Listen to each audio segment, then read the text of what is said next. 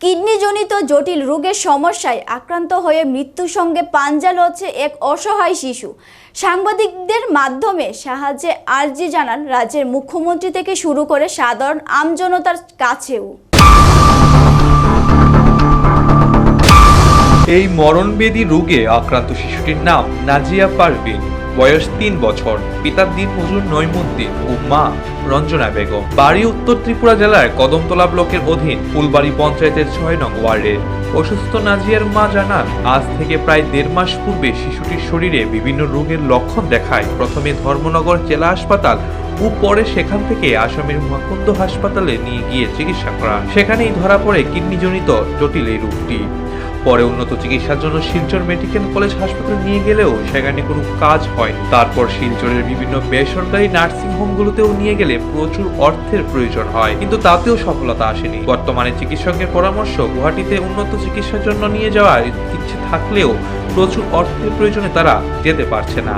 এখানে প্রায় 2 লক্ষাধিক টাকার প্রয়োজন হলেও নুন আনতে পান্তা ফুরনো এই পরিবার কি করে বহন করতে পারবে তা ভেবেই একেবারে নিরুপায় হয়ে রাজ্যের জনদরদি মুখ্যমন্ত্রী ডক্টর মানিক শাহর দৃষ্টি আকর্ষণ করেছে এই অসহায় পরিবারটি। তাছাড়াও আমজনতার কাছে সাহায্যে কাতর আর্জি জানায় শিশুটির মা।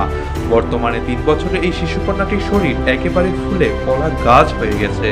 এক কথায় উন্নত চিকিৎসা পরিষেবার ফলেই শিশুটির প্রাণ বেঁচে যেতে পারে বলে দাবি অসহায় পরিবারের।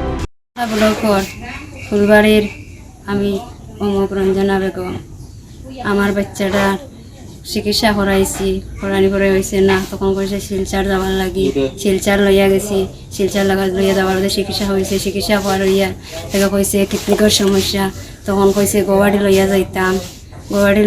বাচ্চা যদি টিকাইতাম পারি তাহলে গুয়াহাটি লইয়া যাইতাম।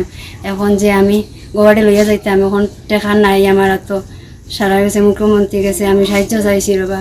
আমার বাচ্চা গুরবা দি চাইয়া, মুখে দি চাইয়া সাহায্য করুক আপনার আনতে সবে।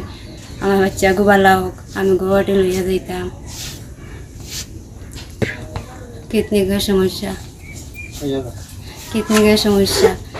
হয়েছে, ডাক্তারে কইয়া দিছে 3 দিন করে ডেট দিয়া দিছে।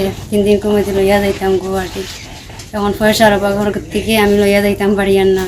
মুখ্যমন্ত্রীর কাছে চাইছি রবা, আমার তোরা সাহায্য করুকা। সবার কাছে, ভাই বন্ধু সারা গেছে, বাবা চাচার কাছে সারা গেছে, চাইছি সাহায্য তোরা করুকা। আমার বাচ্চার মুখে দি যাইয়া তাই বাবা রোজি হরণ জিরো করিয়া আনিয়া খাইবার বোঝানো নি টানলা নি খাইলা।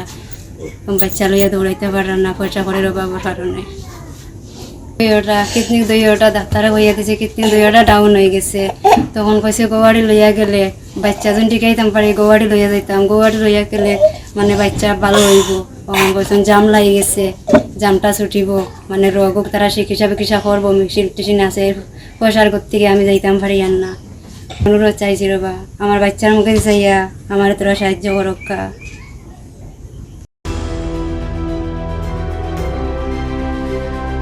রায়বাড়ির প্রতিনিধির রিপোর্ট, এশিয়ান টাইমস।